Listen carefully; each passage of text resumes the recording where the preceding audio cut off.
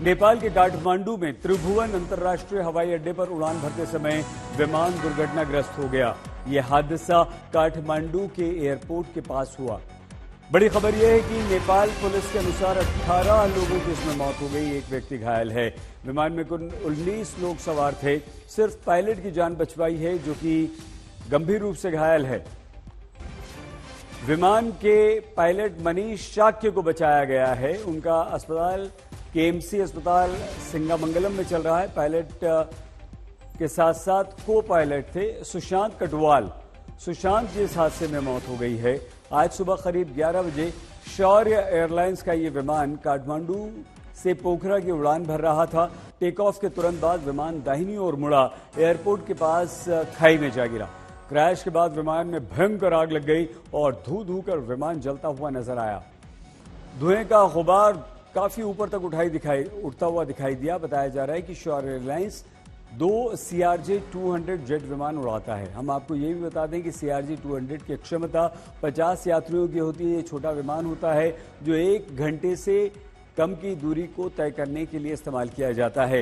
ये छोटे रनवे से भी उड़ान भर सकता है, लेकिन काठमांडू में ये विमान टेक ऑफ करते समय भयंकर हादसे का शिकार हो गया है। और इस हादसे को लेकर एक और बड़ी खबर इस समय आ रही है। विमान कंपनी शौर्य एयरलाइंस ने दावा किया है कि दुर्घटनाग्रस्त विमान में उनकी कंपनी का मेंटेनेंस स्टाफ भी सवार था। उसके अनुसार चालक दल के अलावा सभी लोग उसकी मेंटेनेंस टीम के सदस्य थे। इस बीच एक दर्दनाक कहानी सामने आई। विमान हादसे में एक ही परिवार के 3 लोगों की मौत की भी खबर है। दुर्घटनाग्रस्त विमान में flight maintenance staff Manuraj Sharma अपने साथ अपनी पत्नी प्रिजा खतेवड़ा और 4 साल के बेटे अधिराज शर्मा के साथ यात्रा कर रहे थे। इस हादसे में तीनों की मौत हो गई है। यह भी खबर आई है कि प्रिजा भी सरकारी कर्मचारी थी और ऊर्जा मंत्रालय में असिस्टेंट कंप्यूटर ऑपरेटर के तौर पर काम कर रही थी। हालांकि शौर्य एयरलाइंस ने इस विमान में मारे गए सभी यात्रियों को अपना कर्मचारी बताया, लेकिन ऊर्जा मंत्रालय के प्रवक्ता नवीन राज सिंह के अनुसार प्रिजा खितावड़ा उनके मंत्रालय में काम किया करती थी। नागरिक उड्डयन प्राधिकरण की तरफ से भी सूची में लिस्ट जो जारी की गई है मरने वालों में, उसमें इन तीनों के नाम शामिल हैं। काठमांडू में जो विमान दुर्घटनाग्रस्त हुआ वो 21 साल पुराना है। ये विमान 2003 में बना था। ये बॉम्बार्डियर कंपनी का बना CRJ-200ER विमान था, जिसका रजिस्ट्रेशन नंबर 9NAME और सीरियल नंबर 7772 था।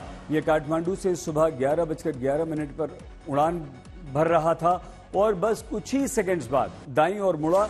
उसके बाद रनवे के पूर्वी हिस्से में दुर्घटना का शिकार हो गया। विमान से UTC का अंतिम संपर्क हुआ 10:56 पर। काठमांडू से पोखरा की अगर हम बात करें तो इसकी हवाई दूरी 146 किलोमीटर की है। पोखरा काठमांडू के बाद नेपाल का दूसरा बड़ा शहर है। अक्सर काठमांडू से पोखरा के लिए छोटे विमान उड़ान भरते हैं। यह विमान 25 से 30 मिनट के अंदर आपको आपके डेस्टिनेशन पर पहुंचा देता है।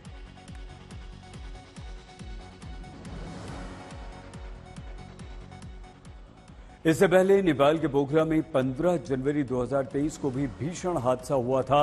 उस हादसे में येती एयरलाइंस का विमान पोखरा हवाई अड्डे पर उतरने के दौरान क्रैश कर गया था। इस हादसे में विमान में सवार 72 यात्रियों, चालक दल के सदस्यों समेत सभी की मौत हो गई थी। इससे पहले नेपाल में 14 जनवरी 2003 को एक और विमान हादसा हुआ था। इस हादसे में 205 किलोमीटर दूर काठमांडू से पोखरा में क्रैश हुआ। यह विमान ATR-72 प्लेन था, जिसमें 68 यात्री और 4 क्रू मेंबर्स थे।